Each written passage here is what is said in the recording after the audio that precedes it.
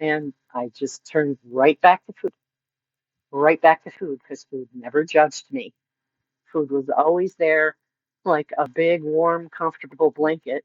I always knew it was there. I always knew it could soothe me for however long. I was just looking for comfort. Wellness warriors, sometimes in life we are thrown into challenges before we even know what's happening. Can you imagine being 8 years old and already overweight and struggling with food? Today's guest remembers her food overeating started when she was like 2 years old. She remembers having fistfuls of french fries at her favorite restaurant. I'm going to turn this over to Sharon to help us understand how she found a healthier way of eating to help herself to get back to a normal life. Sharon?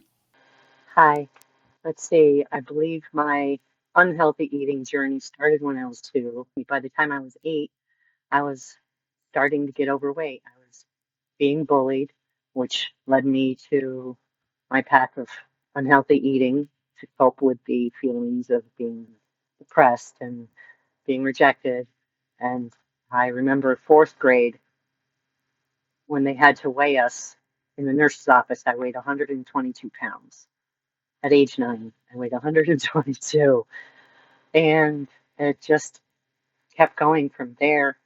Um, Age 14, I was diagnosed with a skin disorder called hidradenitis suppurativa, which is very uncomfortable. So wherever your skin folds, you get boils and nasty stuff.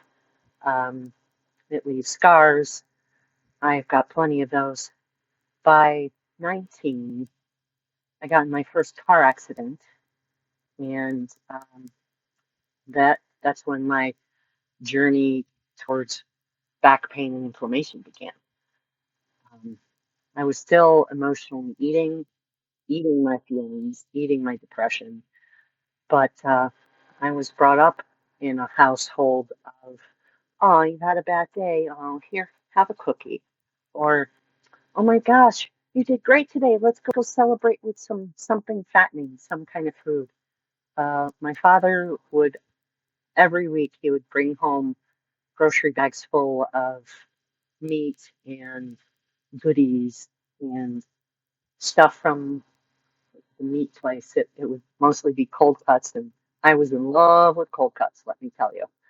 Um, by, I want to say, age 21, I had my gallbladder removed about 8 months after my daughter was born. So I had to deal with gallbladder pain all through my pregnancy. Didn't know it was gallbladder pain.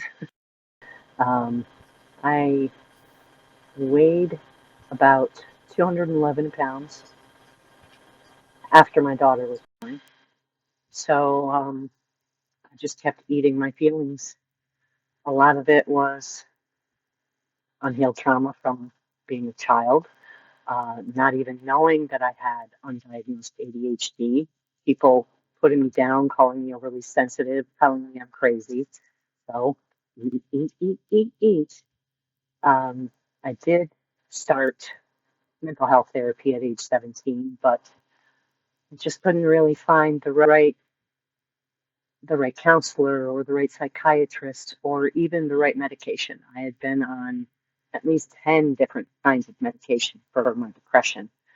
Uh, I want to say by age 25, I got into my second car accident, and that just really messed up my back. And I was pretty heavy at that time. I would say I was around 200 pounds, and I'm 5'5". So 200 pounds is pretty big on me. Um, with my second car accident, my back pain just got very, very intense. I couldn't deal with it. I'm not the kind of person that can deal with physical pain. Emotional pain, not so much. Physical pain, I couldn't deal with it. So started taking medication to deal with the pain, deal with the inflammation, and still I kept eating all the wrong foods. I had no idea about any nutrition that had to do with stop eating this if you want to feel better. I was just going on any diet that promised results if you just try hard enough. Um, Gosh, I diets from A to Z. I mean, back in the 80s, it was deal a meal and sweating to the oldies and, exercising to Richard Simmons videos and watching all of these yoga videos and aerobics videos. There was 6 a.m., 7 a.m. Every morning there would be aerobics on television. I would watch that to try and motivate myself to exercise. But I never really could convince what was going on in my head to listen to what was going on in my body. My body was screaming at me what it wanted, but I was so stubborn. I was just ignoring, ignore. Eat what you want. It doesn't matter. There were so many people that were putting that specific mindset into me. Like, it doesn't matter what you eat, just eat less of it. Moderation, everything moderation. Well, I have since realized that I'm a sugar addict, I'm a carb addict, so moderation never really worked for me. Believe me, I tried. I tried a little bit of this, a little bit of that. Just one bite won't kill you. Well, it was all of that mindset that really got me to just not care about what I ate until I started really feeling the pain, the joint inflammation in my hips, in my knees, in my ankles, in my hands, in my back, in my neck, everywhere. Um, Pretty soon, the painkillers that I was taking so many painkillers that I developed ulcers. And so I had to take medication for ulcers. I had to take medication for my back pain. I was also taking medication because I was depressed. So, so many medications, and the pain was always there. It never seemed to go away. I would go back and forth from using painkillers to using a heating pad every day. When I wasn't on my heating pad, I was dreaming of when I would be on my heating pad again. So eventually, in my 40s, I want to say around 2017, I started not feeling too good with my heart. And both parents had heart problems. My mom died of congestive heart failure, and my father of complications of heart failure and diabetes. So I had that road that I was heading down, and I did not want to head down that road. So when 2018 rolled around, I was on keto. I had lost some weight, but my heart started to go a little bit wonky. It started to not beat right. And then it started to flip out and it started to worry me. So eventually I went to my primary care doctor and he set me up with a Holter heart monitor for a month. And after that month's time, I was diagnosed with paroxysmal atrial fibrillation, which is just like the top part of the heart beats weirdly and the bottom part of the heart beats regular. So I'm like, okay, great. Just one more problem I have to deal with, one more hurdle I have to somehow jump over. And this whole time, I was also dealing with obstructive sleep apnea, having to only sleep on my back because sleeping on either side was giving me excruciating pain. So, in order to sleep, I had to sleep on my back, and I would snore very loud and stop breathing. So, diagnosed also with obstructive sleep apnea. Um, Still trying to lose weight. 2017, I re-enrolled in college after 26 years to get my associate's degree in human services. So I'm dealing with the stress of the ADHD. I'm dealing with the stress of going back to college and being around people after 26 years. I'm dealing with the stress of being in constant pain all the time, depression, and the sleep apnea. and the heart problem. Well, around, I want to say 2019 or 2020, my hair started to fall out. I had gotten down to 165 pounds. I was feeling great, but my hair was falling out. I was under eating my protein, did not know this, only found that out through later research about how much protein I should be eating, how, and I had to do my own calculations, my own, was my own guinea pig, let's say. I experimented with this, experimented with that. How much protein? Google was my best friend. I asked Google, how much protein is in 16 ounces of steak? And, how much protein am my body's supposed to get? Being menopausal, how much protein is a menopausal woman supposed to be getting every day? Grams, ounces. It was very overwhelming for a long time. I had to wrap my head around it and realize that I needed to be patient with myself because from age 2 to age 50-ish, I was really, really unhealthy. So I had to realize that it's going to take years to heal all of that unhealthy and more therapy, more realizing, more Googling, more researching. And um, after realizing that I had the heart problem, I went to another doctor saying, hey, my hair's falling out. Why is my hair falling out? Well, they did some more blood tests. Now I have hypothyroid. There's another pin. So I went to the heart doctor saying, okay, I understand I have this heart problem. What can we do? What lifestyle changes do I need to do? And the doctor said, no, don't worry about lifestyle changes. Diet's not going to work. You're going to need to be on medication for the rest of your life.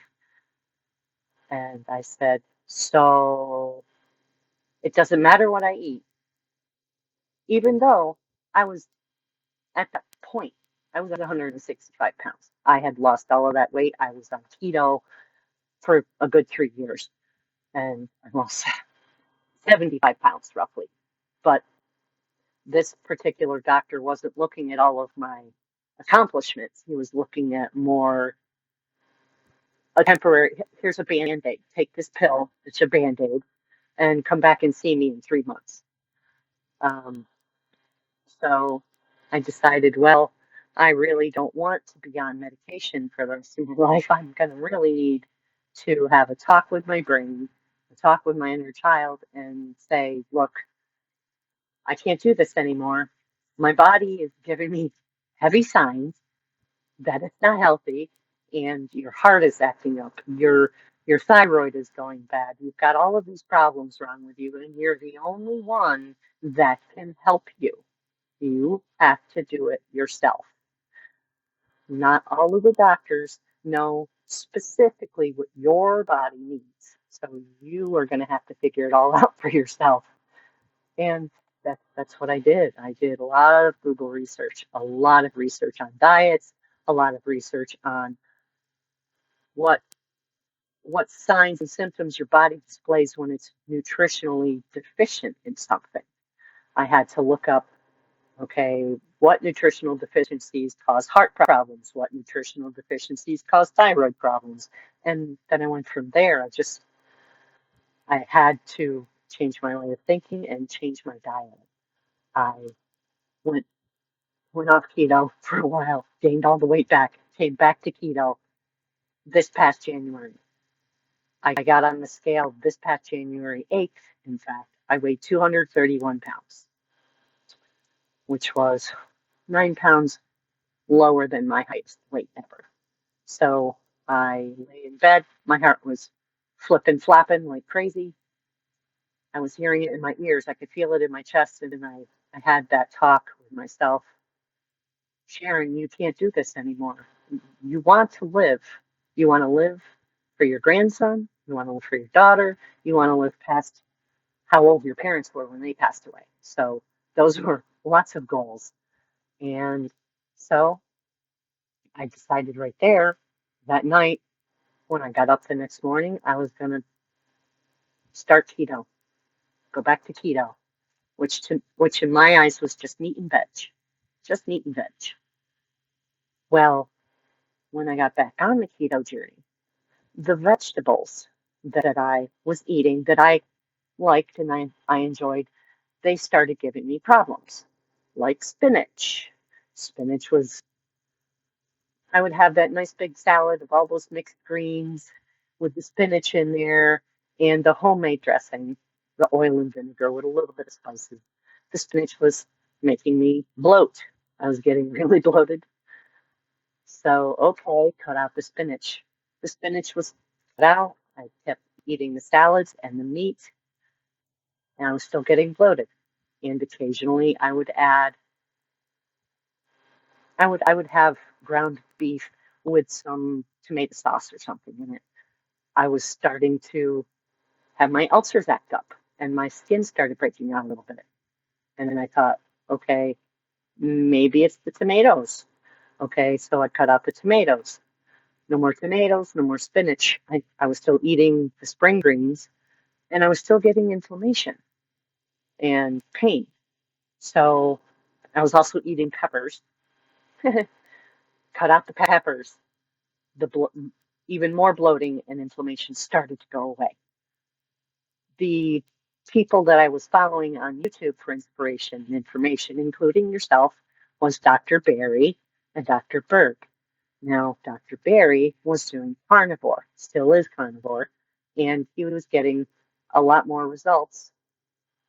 And he was talking about inflammation and how uh, meat was helping with his inflammation. It was helping with it was, I think he had rosacea or something. It was helping with his rosacea. He had GERD.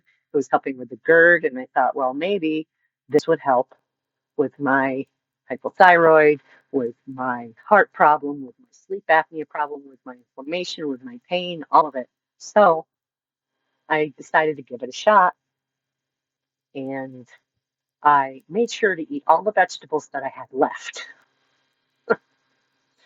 Eat all those vegetables. Don't let it all go to waste. And then the next day, which was June 17th, I started full blown carnivore. Now, it was mainly red meat.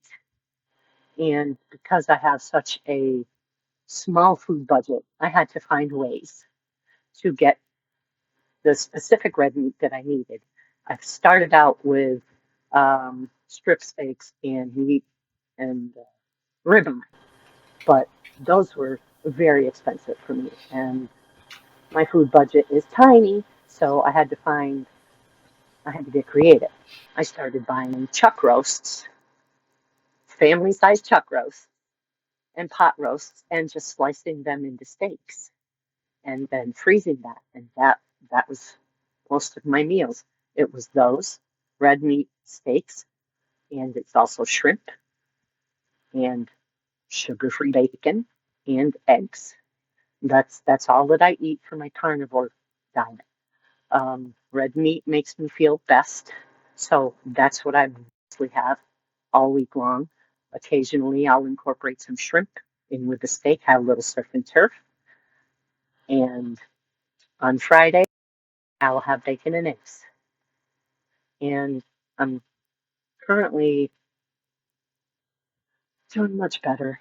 My my pain levels have decreased greatly. I have gotten so used to sitting cross-legged in my chair now because I can do that. I I can lay down and suck in my gut and it's almost gone. Oh my gosh.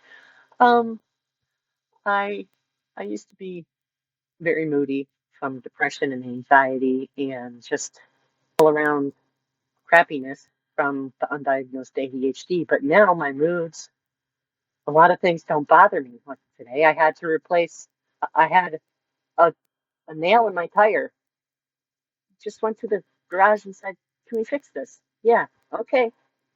Whereas maybe 10 years ago, I was, oh my God, I've got a nail in my tire. What am I going to do? What's going on? I don't have the money. Now, problem? Okay, solved. So yeah, that's my story now.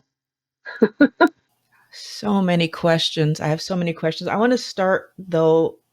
Can you just help me understand a little bit your family situation?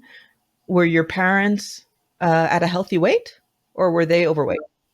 No, they were both very overweight. I think my father was the one that had the undiagnosed thyroid problem because he was overweight before I was even born. But he started out skinny. Like in his 20s, he was Okay. active in skinny in his 20s, but by his 30s, he started packing on the pounds. Mom was chubby too. Okay. So both parents are overweight. And then what I understood from what you were saying is that your self-soothing with food starts when you're being bullied in grade 1. And what I'm not sure I understand, like, how is a grade 1 person getting access to food like that? I was what's called a latchkey kid, where I had the house key on my neck.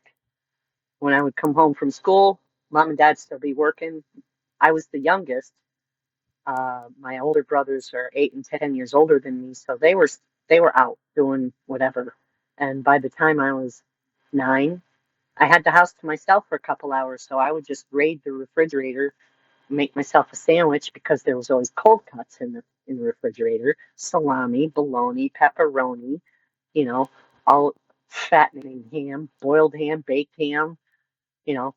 I would just sit there and have a couple sandwiches and watch afternoon cartoons till one of either my brothers got home or my parents got home, and then I would get to have dinner, whatever uh, carbohydrate laden dinner my mom decided to make. A lot of times, dinner was baked macaroni and cheese with buttered breadcrumbs on the top. Or if you wanted to get even fancier, it was bread and gravy, white bread. Break it up, pour some gravy on it. That's dinner. Okay. Okay. So the meals that my parents are making or mom is making, they're because she's working, they're quick, easy, simple things. Yep. Not a lot of meat was going on unless it was cold cuts. So this moves forward and when did the bullying stop or did it? It never stopped. I quit high school when I was 16 because I was being bullied so bad by this girl. She had the vice principal believing that I was the bully. She was beating me up, and I could not get away from her, not even by going into in-school suspension. That's like you're just in one room with the other bad kids for the whole day, and you just sit there, stare at the wall, and do your homework. That's in-school suspension over here. Um, I was actually happy when I was in-school suspension because I wasn't getting bullied. I wasn't getting bothered. That's unfortunate, but it's again it's a symptom of the system that we're in, right? That no matter where you turn, when you try to get assistance, rather than giving you assistance, we they add to the problem. And so, what if I understand this well? I'm being bullied. I end up with this condition that's causing me to have sores and which I'm sure added to the bullying. And then someone can just tell a blatant lie, and there's nobody available to say, "Hey, it's the opposite." Yeah, yeah, it definitely did not do wonders for my self-esteem. I don't think I had a self-esteem. Which brings forward the depression, mood swings, anxiety. I can just imagine you're going to school every day wondering how's she going to torture me today. Yeah, and it wasn't just one person. That was in high school. It was a different person every year.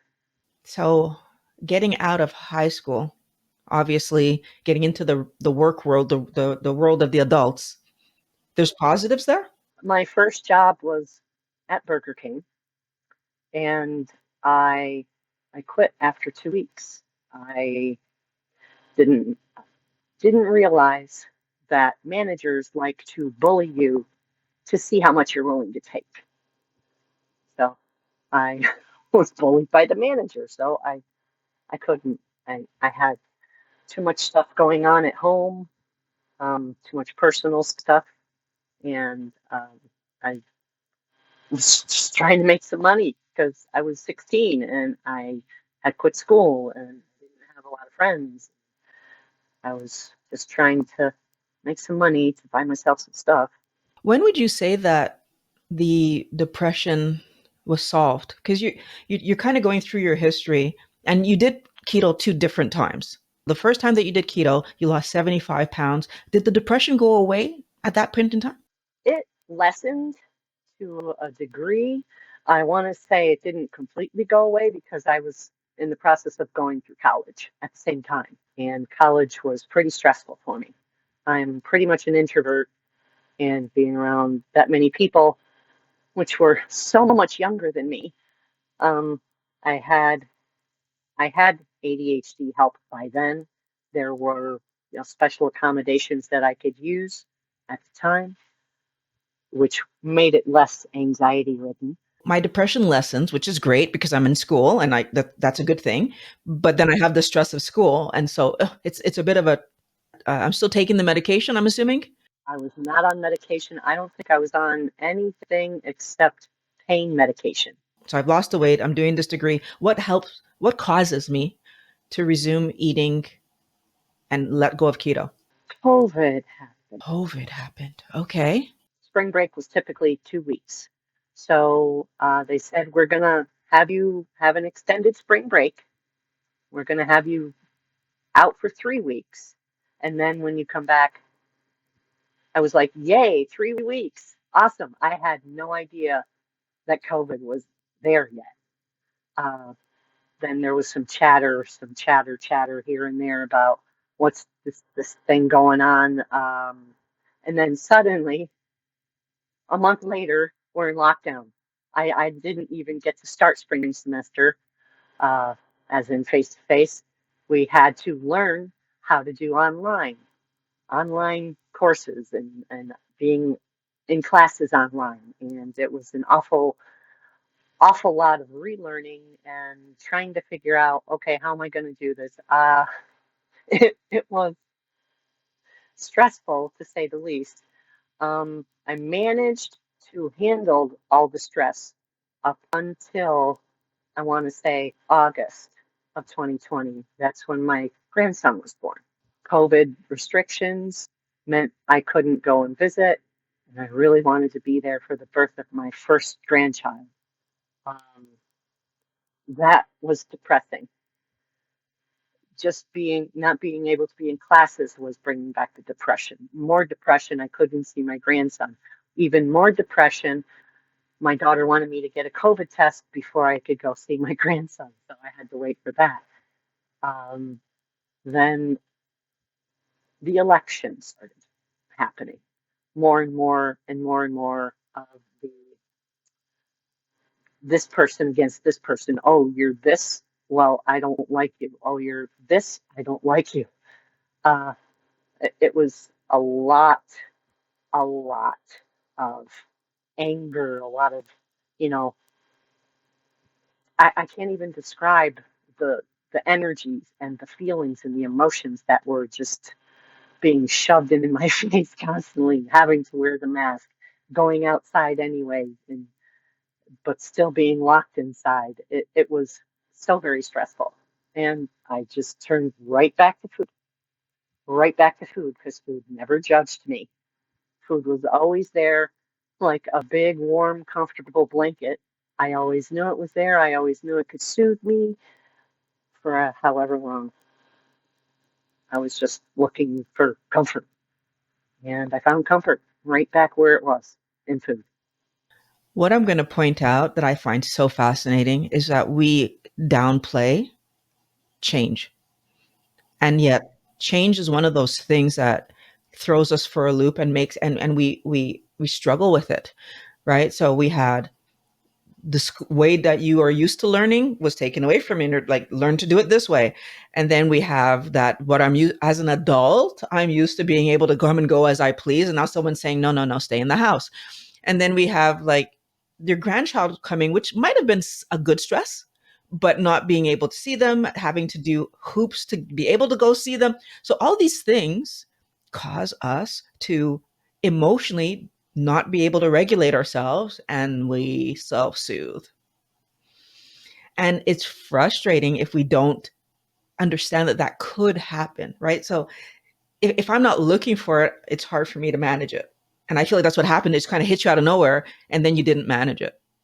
You're 100% correct. You had knowledge, though, that your body was trying to tell you things.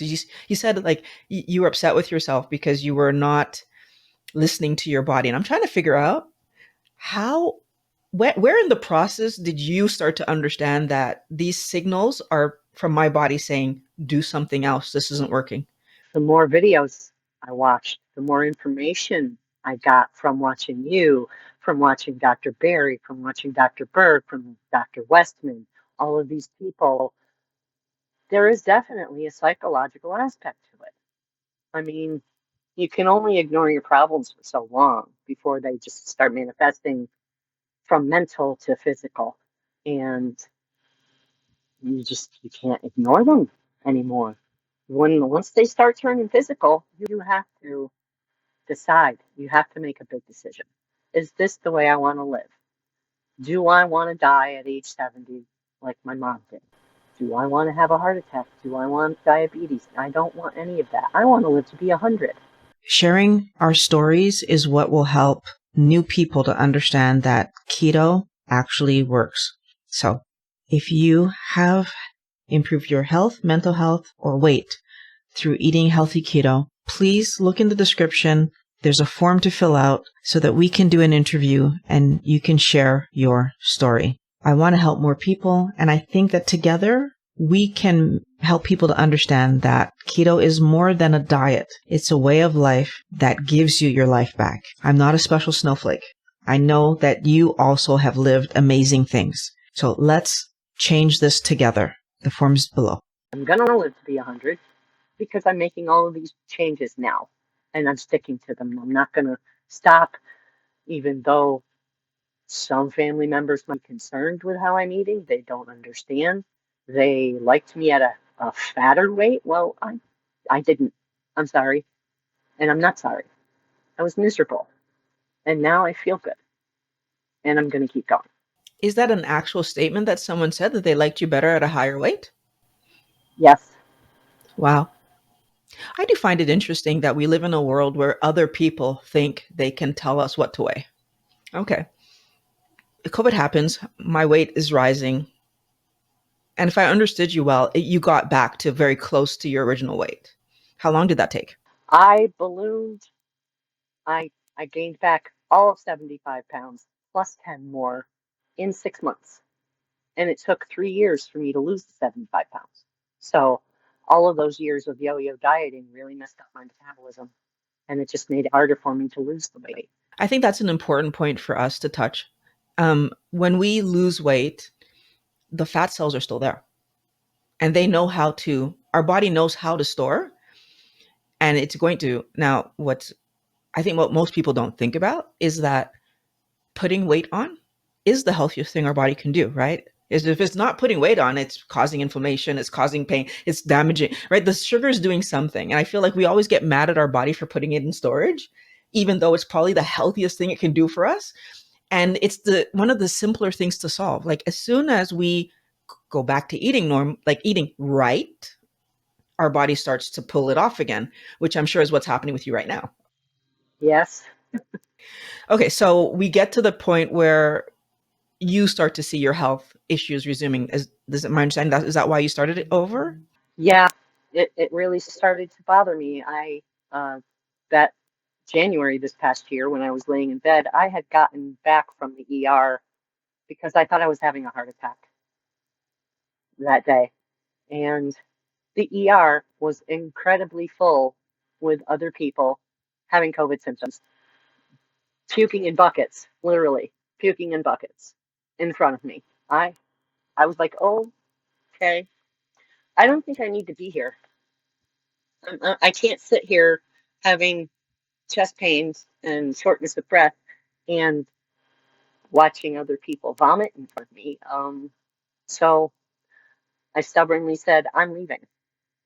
I'm just going to leave. And I went back home, and then I had that hard self-talk with myself in bed. I didn't want to feel that way anymore. I had to figure out a way to fix myself because I didn't want to be on heart medication and blood thinners and blood pressure medication. 5 different medications. I didn't want that for my body anymore. So I started back on keto and realized that's the way to go. Now, you had this conversation with your doctor, and your doctor was ignoring the fact that you had done all this positive, trying to give you medication. I'm understanding from you didn't actually take the medication. No, I didn't. I listened to him, his little tirade. I even asked him what his diet was like because whenever I see him and talk to him, he looks very tired, very stressed out. Like, I'm sorry, doc, what's your protein like? He's like, well, mostly chicken breast and sometimes some fish. Mostly I eat vegetables. What I like is that you did some research. Okay, I have a thyroid medication being offered to me. What's the food way to solve it? I have a heart medication being offered to me. What's the food way to solve it? And you found answers. Okay, and you start implementing those answers. Hmm. Tell us about the outcome. I want to say within a month to a month and a half, my sleep was greatly improved. 8 hours a night, every night. Um, I was my energy was starting to get much better. I as the weather started changing and getting warmer, I would just sit on my bed in the morning with the curtain open and get some sun. Just sit there in the sun and scroll through my phone, but still getting sun. Uh, Technically, it was sun for me. Um, let's see. I have to walk up and down 15 stairs to get to my apartment. I could up those stairs, no problem. I was actually silently patting myself on the back every time that happened because when I had moved here, I would have to grab hold of the railing and inch my way up little by little. I hated that I had stairs to walk up. Now, stairs, what's that? Um, I did hit a little snag on Thanksgiving, fell down some of those stairs and fractured my heel bone. So Okay. I got that for just a little while. It's kind of brought back a little bit of back pain because I'm walking with a limp, which is messing with my gait. So it's bringing back a little bit of back pain. But I've had to deal with chronic back pain for 35 years. I knew how to deal with this little bit of pain. It's tolerable when it happens, and I know it's temporary. This coming off next month, so I can't wait to hike my way up those stairs again. So that's interesting too, because you said that your sleep is greatly improved. So the obstructive sleep apnea, are we? How is that? I sleep by myself, but since I'm not waking up 3 or 4 or 5, 6 times a night, I know I'm getting more sleep, which means the obstructive isn't happening as much, I want to say. Um, I have had a couple sleep studies. That's how I found out I had sleep apnea. And once I get down to my healthy goal weight, I'm going to go for another sleep study and see if I still have sleep apnea. Because I'm guessing that being over 100 pounds overweight was most of what was causing it. And hoping, I'm hoping to not have sleep apnea once I'm at my goal weight. Currently, your diet is um, more carnivore. It's all carnivore. I haven't even incorporated mushrooms back into my diet, and my one of my family members is anxiously awaiting the day I get to incorporate vegetables back into my diet. And I don't know how to tell her I may never go back to vegetables. This, the way I'm eating right now, I'm feeling great. I don't want to go back to feeling bad, although I would like to incorporate lion's mane mushroom in, because I've heard a lot of great benefits from lion's mane mushroom. So maybe I'll try it. So help me understand this. Your family members that you're talking about, like how often are we having meals with them? Uh, every Friday. Oh, so we do a family supper every Friday. Nope. They already understand that I bring my own food. I cook my food. I'll eat my food. You can have whatever you want. I'm not going to, it's your house. You make yourself whatever you want, eat whenever you want, but this is what I'm going to eat. Oh, okay. So what they're looking forward to is the day that you could eat what they're eating. Yeah. Okay, very interesting. I'm just trying to understand why this is such a big topic, but I guess it's because there's some belief that if you don't eat what we're eating, it means something. They've always known me as fat. So when they see me slowing down faster than they're comfortable with, they get concerned. And they're like, okay, okay, you're skinny enough now.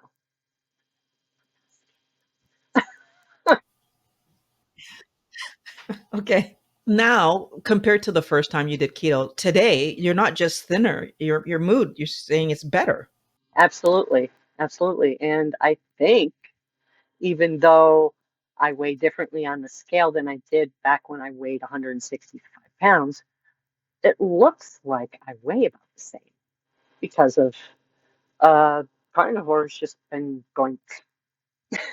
I mean, I used to have, the Bugs Bunny arm thing, this under here, where it was way down and over here was like, and now I can feel my elbows, the bones. Okay. I can feel the bones of my shin. I can feel bones that I didn't used to be able to feel. Okay. I find it fascinating. I feel like your family is worried about maybe the speed, is what it sounds like. Perhaps. So carnivore not only helping you regulate your weight, but your mood is more stable. As you said earlier, like you had a tire problem and it didn't fluster you, which makes me believe then that all the different places in your world where you used to struggle, for example, like, can you talk to me a little bit about managing people, like maybe friends, so not family members, but like friends or even employees at certain stores, or like how are you managing people now? I do have a great support system. I have a wonderful counselor, wonderful therapist. We really gel. She gets me. I I go to group therapy, so my mental aspect is doing good. I'm not really bothered by people in the store. I'm able to more or less zone people out, but when I get to the checkout lane, I'm bombarded with snacks in front of me, snacks on either side of me, and they're just screaming at me. But the screaming isn't as loud as it used to be. That's all.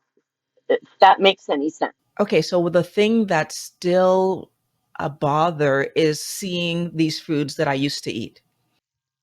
Yeah, And that makes sense. That makes sense. You were eating that food since you can recall it since 2 years old. I can still remember the flavors and the textures.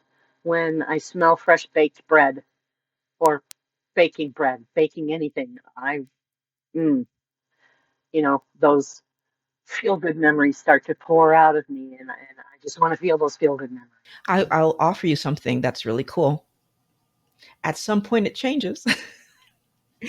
So, Yes, it does. It like, does. It doesn't get as bad. It's not as bad. It's yeah, still there, but not as bad. but I will even say for myself, what I've noticed is like when I walk through the mall and you have those smells from the ice cream shop or the bakery or whatever.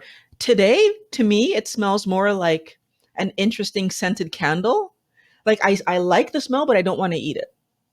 I hear you. I know what that's like. I wouldn't say I purposely like to torture myself, but I do love those good smelling candles. It stops being torture eventually. I kind of tortured myself a little bit over the holidays because of my people pleasing. I didn't have the money to buy anything for anyone for Christmas, so I decided to bake cookies. And being around all of those goodies and not being able to eat them. I mean, I would have goop on my hands. I would like wash my hands like every 2 minutes I was washing my hands rather than, just oh, I had to resist that urge. I ended up having nightmares for like 3 nights in a row. The first night I had a nightmare that I had a chocolate ice cream cone and I'm relishing the flavor of the chocolate and the texture of the ice cream on my tongue and the crunchiness of the ice cone. And then I wake up and I'm like, oh, so glad that was a dream. Yeah, wow. I don't like those. Can I point out how cool it is, if you even just stop and think about it, that dreaming about eating junk food was a nightmare to you? Can we just focus on that for 5 seconds? It was a nightmare. And chocolate was my go-to. I would do so many bad things for chocolate way back when. It's cool when it becomes the nightmare and not the wish.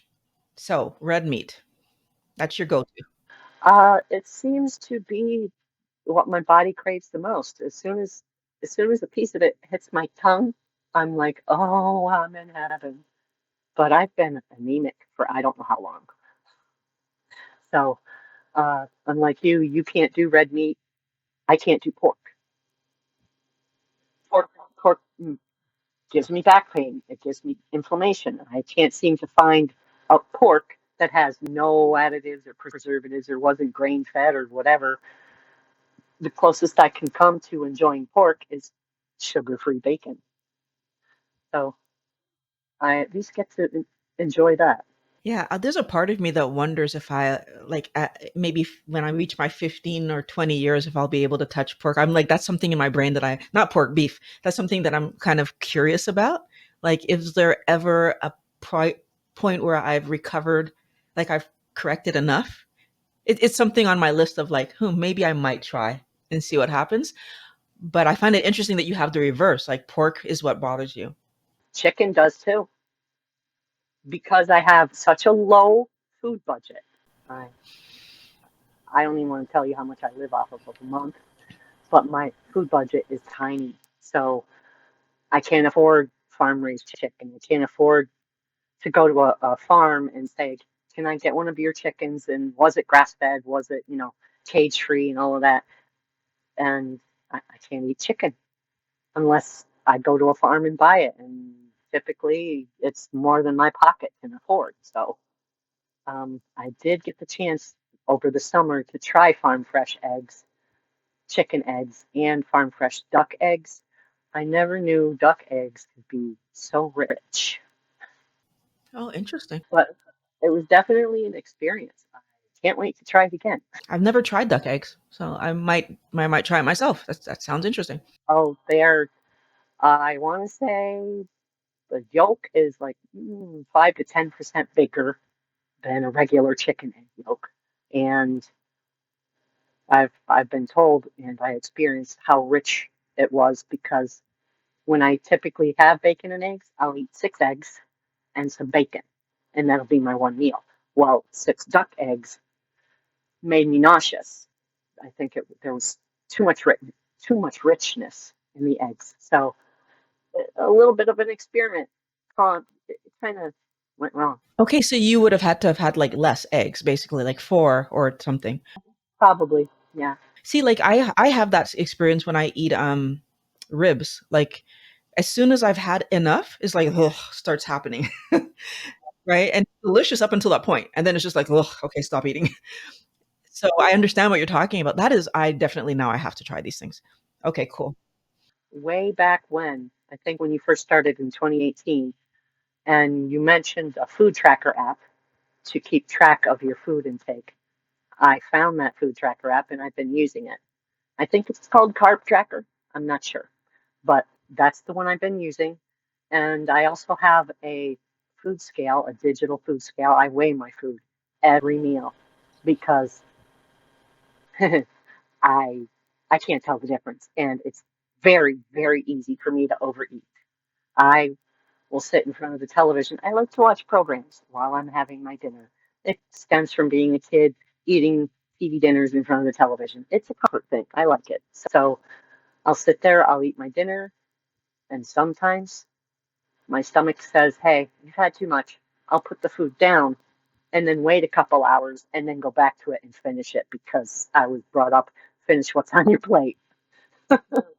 Yet another mindset I have to try to get myself out of. Yeah, I was raised the same way, and it was interesting because for my daughter, I threw that idea away. But yet for myself, I still see some, like, sometimes it was happening, and but for her, I never had that rule. It's like eat until you're done, and that's it. And when I started keto and Dr. Westman said eat to satiation, I then implemented it for myself. It's funny how first of all, it's funny how I knew it was wrong, but I only implemented it for her and not for myself. Right? It's one of those things, right, where if you don't stop and think about it, right? But I wasn't going to torture her, but I'm still torturing me. I don't like that part. I don't. My daughter's 34 and she has problems with food as well, but she's working on it. And I sometimes can sound a little preachy when I talk to her about all the changes I'm seeing in me. You know, I'll let her be on her journey. She'll figure it out when she figures it out, but I can't pressure her. I can't. I just, you know, I can't do that. I am looking forward to being more active with her and doing more activities when I'm thinner. The lovely part of eating healthy and properly is exactly what you just said, that we get our body back and get to do, like, what I never understood the point that we have all these medical innovations that keep us on the planet, but they keep us here in a way where we are stuck to a chair or a bed, and we're not actually able to live our lives anymore. And then the stupid part is the only place we get pleasure is through eating garbage. Unfortunately, and society makes it so easy. So easy. Television, magazines, advertisements. You're bombarded with it every day. Even if you don't want to watch, even if you're like this, you can hear it in the background. While in college, one of my human services classes, I did a project on food addiction and health and fitness, how they'll show you. I brought in like 6 or 7 different magazines. Some were health and fitness magazines, some were Women's Day magazines, but all of them had the contradictory information, yummy recipes, and exercise, lose weight. This is the newest diet you should be on, but eat this food. I got an A on that one, by the way. You know what? I feel like the funny thing about that is that your life experience, it plays out what our body and mind is constantly trying to do is like take those contradictions and then make them make sense. So I leave school at 16 because I can't manage the people, but I end up back in school because, again, our brains always want to learn and expand and grow, and like that's what our brains want. And you're eating the wrong food, you figure out, oh, this food can do something for me, and you run off, but you come back. Why? Because, again, your body want there's a path that's there if we're letting ourselves see it. And I feel like the hard part is the mixed messages that we get from the world that says, oh, yeah, but you should be able to eat the garbage and still be at a healthy weight. Why? Who's really doing it? And again, going back to, if I eat the garbage and I'm at a healthy weight, what internal damage is actually happening? That's what they're not telling us. They don't want us to know that. They don't want us to know. They want us fat and sick. So, so those pharmaceutical companies can keep giving us those pills. I'm not falling for it. I want all of us to stop falling for it. Every wellness warrior needs to understand that the healthy thing we could do for ourselves, we should do for ourselves.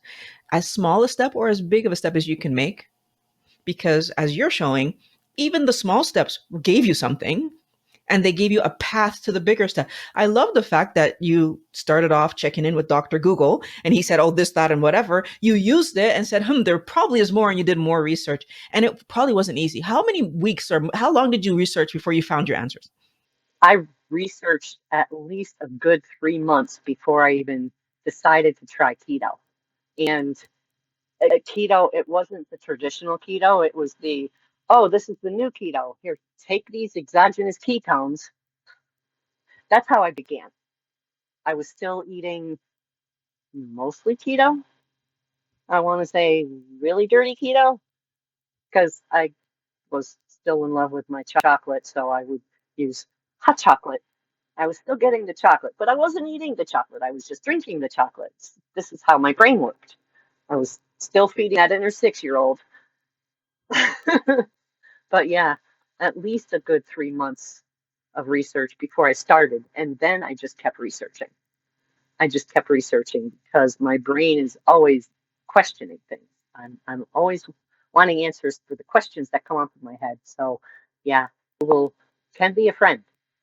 You're one of the lucky ones, can I point out? Because like we focus on what we focus on, right? And you focused on the questions. Oh, if this is good, what's better? If this is good, what's better? And that helped you to walk through the door doing dirty keto, but get to the place where you're pretty much carnivore now. And that shift, right? It's about what? It's about asking questions, answering questions, asking new questions, answering. And I feel like that's what we do when we actually want the solution, not just half a solution or a third, like we actually want a solution. That's what we do.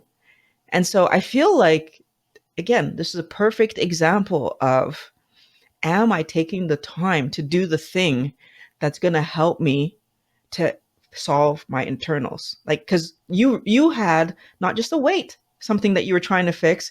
The second round was, okay, doctor diagnosed this and this and this.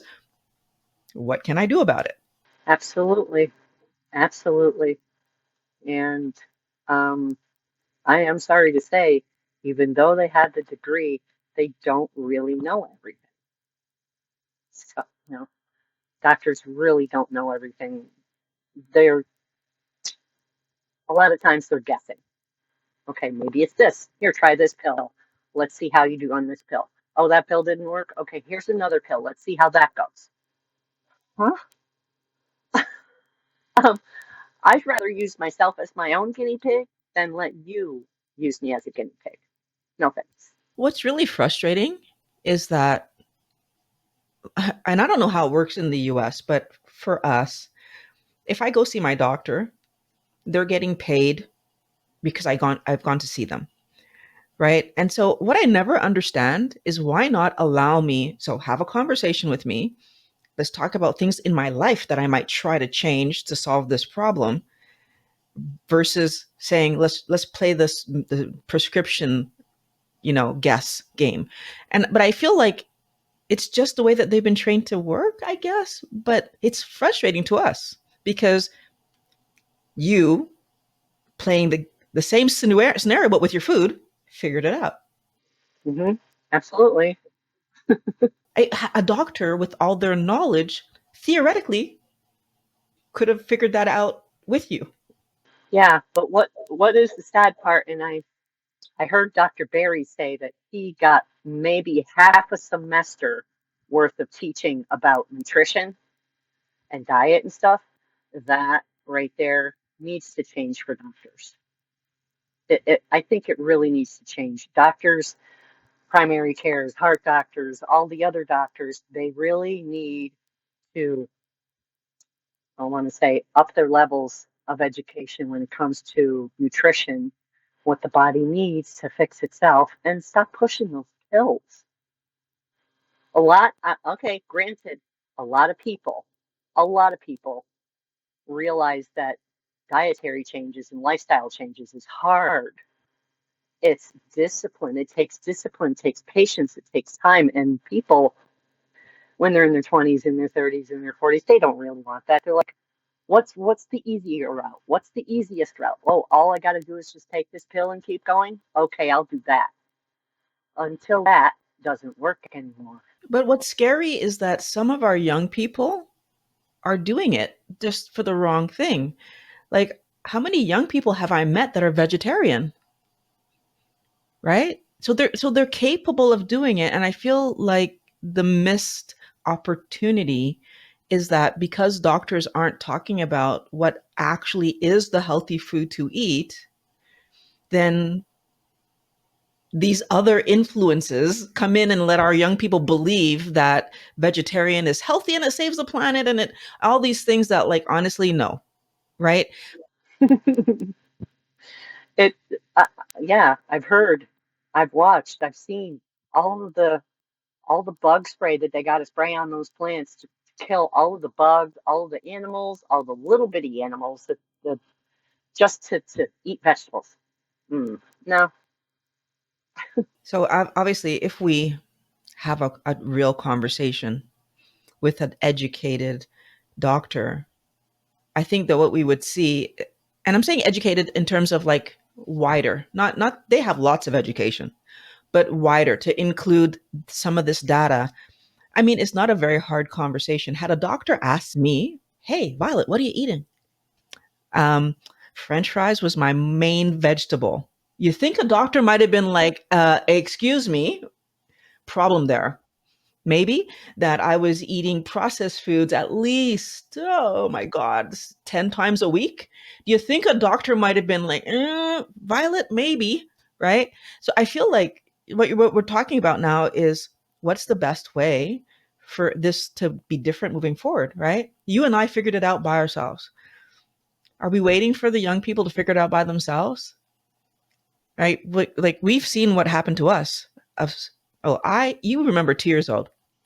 I know for a fact that the first food that I was fed at 6 months old was oatmeal and bananas. That was the two things. So 6 months old till 46, eating the wrong things. Why are we making our kids have to learn what we learned the hard way? I don't know. They don't want to listen either. They don't want to listen. They want to keep eating whatever they want to eat, and they don't care about the future. They're not looking at the future, which just frustrates me. I mean, I learned it in my 50s. Can you possibly learn it in your 30s so you don't have to go through all that pain that I did? Maybe. I feel like the one thing that I do think we can do, because our kids who are over the age of probably 12, they've had enough years of eating that they're deep in it.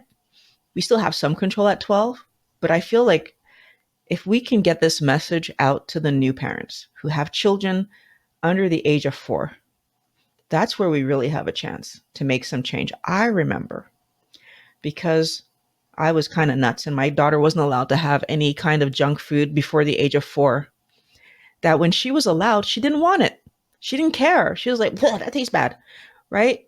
So if it wasn't for me at the subsequent birthdays and parties and whatever offering her stuff, she probably never would have even started.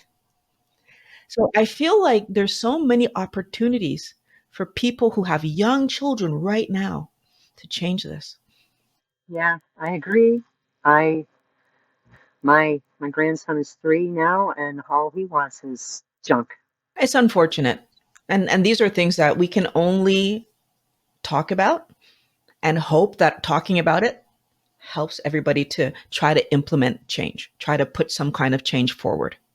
Because you're doing carnivore, are there any things that you currently make that you would say, like, I don't know, creative meals? Like, I'm kind of curious to know. You have so many people that are just like, I don't know what to cook. Are we doing straightforward steaks and shrimp and like that's how it is, or do we get creative? I'm curious. I don't use spices, just salt. Um, Sometimes, like I believe I said before, I'll mix it up with shrimp and steak. And just recently, I had some scallops. Oh, for my Christmas dinner, I decided to have steak and scallops. Not bad. And then I went to my brother's house and didn't eat, just enjoyed the festivities, which was my first year of doing that. So I felt mighty awkward, but nobody seemed to bother me about it. They didn't really care that I wasn't eating because it was more or less a buffet. Eat what you want when you want. Sit here, sit there, whatever. But it still felt kind of awkward because it was my first holiday doing that. Okay, I love that answer because I feel like most people believe that when you're doing keto or carnivore, you have to be making replacement this, replacement that. And I love the matter of fact, I'm even impressed that you don't use any spices. That's pretty cool. I feel like we're helping people to understand that if you eat healthy food, you end up loving the healthy food you eat. Absolutely. Um, in fact, there is a, a meat distributor place that I get weekly sales on my phone, and they're maybe once or twice every couple of months they'll have sirloin on sale, just big. You have to buy a big, like 10, 11 pounds, but that lasts me 3 weeks, just about. I can cut it up and freeze it, and I've got food for a good 2.5 weeks. So I have learned to budget my money in a way that helps me get through the month. That's interesting too, because I feel like everyone thinks if you're eating healthy keto or carnivore, you have to be breaking the bank. And I for sure can tell you that my food bill since I've started doing this is so much lower than what it used to be. I would probably, I mean, I'm working on the numbers because I'm trying to actually do a video about this, but I'm probably going to guess like by a third. Like I'm spending a third of what I was spending before. It's amazing. It is. And I am not wasting any more vegetables.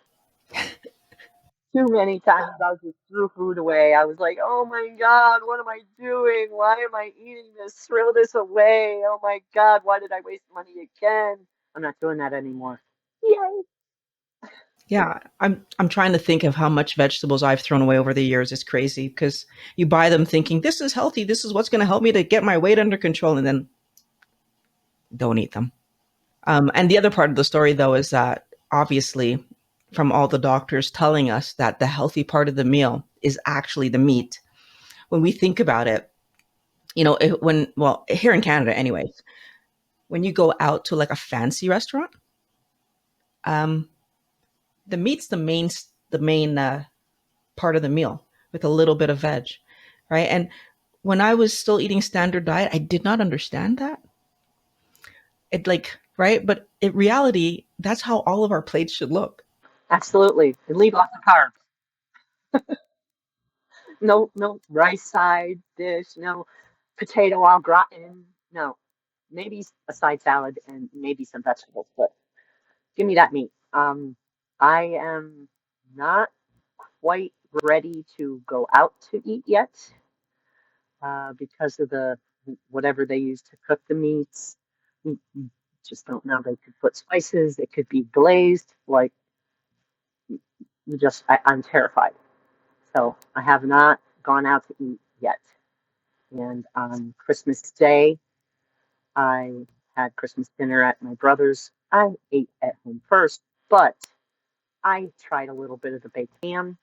It must have been glazed because that night I was tossing and turning and couldn't fall asleep. I was racked in pain. Just 5 ounces of ham. Indeed. So, when you're cooking at home, are there any particular like oils that you are using? Nope. I have a toaster oven that's got a broiler setting. So I put it in the broiler. I sprinkled the salt on it. Make sure to rub that salt in, and then I put it in the broiler 6 minutes on each side, and it's beautiful. And what about your eggs? Are you boiling them then? Most of the time I soft scramble. I scramble them to the point where you can still see a little bit of the eggs, but not no sliminess. Just soft scramble. Okay, and you're doing that, I guess, in the bacon grease. Yeah, not all of the bacon grease because I don't have a gallbladder. Too much grease goes whew. I mean, honestly, I feel like so you're not actually needing to buy any butter or any lard or anything. when I choose to use that, I use ghee. I buy ghee. It's good. And depending on what store you go to, you can get it a fairly decent price. Interesting. Okay. I find it really cool. I feel like your trajectory from going from being very dirty keto to being carnivore is like so fascinating. And like, I've never tried to cook my meat just with salt. That might be a challenge I do for myself at some point. I still put spices on my stuff, but I don't mind eating veg. So, like, I guess it makes sense. I was finding that spices were starting to still give me inflammation. So my main goal was to get rid of everything that was causing the inflammation. So because I was also adding turmeric, I was adding ginger, I was adding nettle. I'd done research on how those things are anti-inflammatory, but I was still feeling the pain. So I'm like, maybe I'll try for a week not having any of these. And that helped. I'm like, okay, I guess I will not put these spices on anymore. Now you're helping me to see something because I feel like one of the things that we don't think about, because like spices is such a small, like they look small. But if my body is sensitive, if I'm struggling, if I have internal damage, it only makes sense that even the smallest amount of phytotoxins or oxalates or whatever is in there would still hurt me because I'm sensitive. That's very interesting. Yeah, I never knew how sensitive my body was until I started carnivore and just eliminated everything. That's when the pain and the improvements really started happening. But I feel like this is, again, going back to your story. You started off dirty keto, you lost a bunch of weight, but still in pain, but you lost a bunch of weight. So theoretically, we're looking at what your body's doing, and the pain probably wasn't the like your body, from my understanding anyways, our body always tries to fix the biggest thing, right? So the weight's dropping, but also like what else is it doing? Because the pain is still there. So for some reason it leaned that way, right? Then the second time round, oh yeah, it pointed your brain towards do more research. I guess this is the thing, right? Like we find out about the heart and the thyroid issue, and right away you point your brain towards, okay, do more research, and you do it, and you win. So there's gonna be signs. We just need to, as you said, we need to listen to what our body is putting in front of us. Yep, absolutely. I'm glad. I'm glad we have internet because it made it so easy to find the information I was looking for. And I didn't just trust one source. I looked at several sources and tried to corroborate and make sure, okay, this one says this, but this one says this, but this one also says this. So you have to sift through and corroborate and just keep going. Whatever questions you have, you find the answers. I love that. What you're basically pointing out is that our body won't be contradictory. Our body will not be contradictory. So if something is true and this other thing is true, how do they touch each other? And that's the thing that we don't often do, right? We don't often try to figure out, like, we like when we talk about veg, we're often talking about the carbohydrates, but there are other things in there, right? And different plants have different things. And for myself, like my figuring out that, oh, nightshades is a family that I don't do well with. They all have whatever that solanide thing in them, right? Like, what's my thing? And this is what we're not doing, figuring out what are, like, what my specific, like going back to why isn't the doctor asking these questions? Yeah, it's different if it's a vet, though. The vet asks immediately, what are you feeding your pet? Why don't they ask us? Is it because animals have to rely on us to feed them? Well, we still have to rely on us to feed us. Why not? I think it's because they don't believe that we are change our food. No. Even even if they say, okay, here's the diet. I want you to stick to this religiously, and you stick to it religiously. What do they want you to make a, a home video of every time you're eating and then show it to them to prove that you're on this diet that they put you on and it's making you worse? I'll tell you that even in our keto world, in our carnivore world, I hear it. They don't believe that we are going to stick to it, and they give us outs. All right, they give us outs. Oh, but if this scenario, then okay, that one time, but get right back on, rather than saying no, not even in that story. And I've heard keto doctors say, yeah, oh, but if, rather than saying no, right? Doctors actually don't believe that we can do it consistently and stick to it. And so they're constantly hedging. And I'm that person that keeps saying no every day, all the time. Every day, all the time. That's what you're supposed to do, right? I'm not going to tell you it's okay, because if you think it's okay, you're going to do it anyways. I'm going to tell you what you should be doing. And I think all doctors, if they would come at it that way, we would do better. We would do better because we would actually then be eating the food that is healthy for us, because we would have been told this is causing your heart problem, or this is causing your liver problem. And like, come on, right? And I can't say everybody 100%, because obviously, but more people would be doing it if they actually knew that the food was causing the problem. I believe that too. But they depending on their age, depending on their background, they want the quick fix. And this is not a quick fix. This is you taking care of your body instead of listening to your head. I think we need to listen to our bodies more. I agree with you, and I think that going back to what are our newer parents teaching to their children, and hopefully the newer doctors are going to get some kind of nutrition training at some point. I pray for that, because I think those two things coming together could equal a generation from now that we solve some of this stuff. But for right now, each individual will need to take their decisions and listen to their body. I agree with you. If that's what we need to do. Is there anything that you want to share in your experience that you think that somebody who might be suffering health issues like what you've had, right? Is there anything you want to share with them to encourage them to look at what they're eating? I understand that it can be very overwhelming at first when you want to switch over from what you know, what has been holding you like a warm, soft blanket your entire life. But the blanket's starting to get all scratchy and you don't want it. It's starting to turn into a wool blanket. Listen to what it's telling you. Don't listen to your inner 6-year old that's screaming, I want that brownie. Give me that cake. I don't care what you want. Feed me what I want. Stop listening to that inner child. I don't think that most people even know that they have a separate, like, chasing voice that's messing with them. Nope, they don't. They they listen to they listen to it and they think it's them. They're talking to themselves. But no. It's it's it's yourself, yes, sure.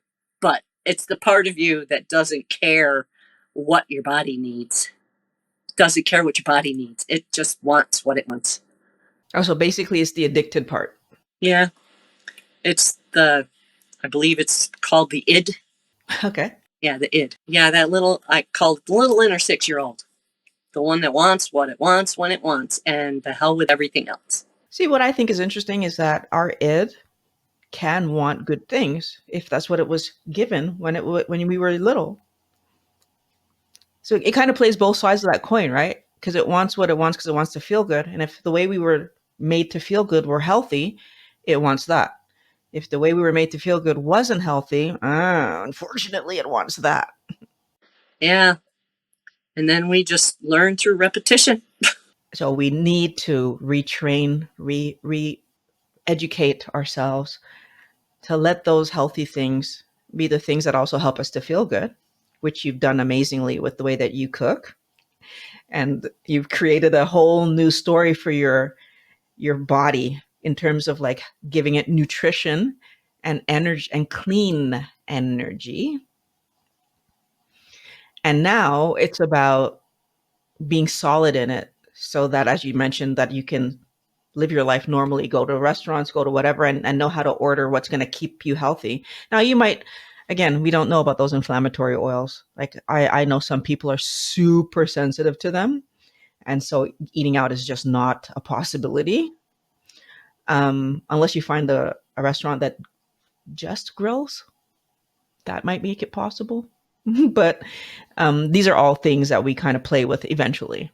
Maybe go to Red Lobster and have a red lobster and have a lobster because they just boil that. They boil that. You're right.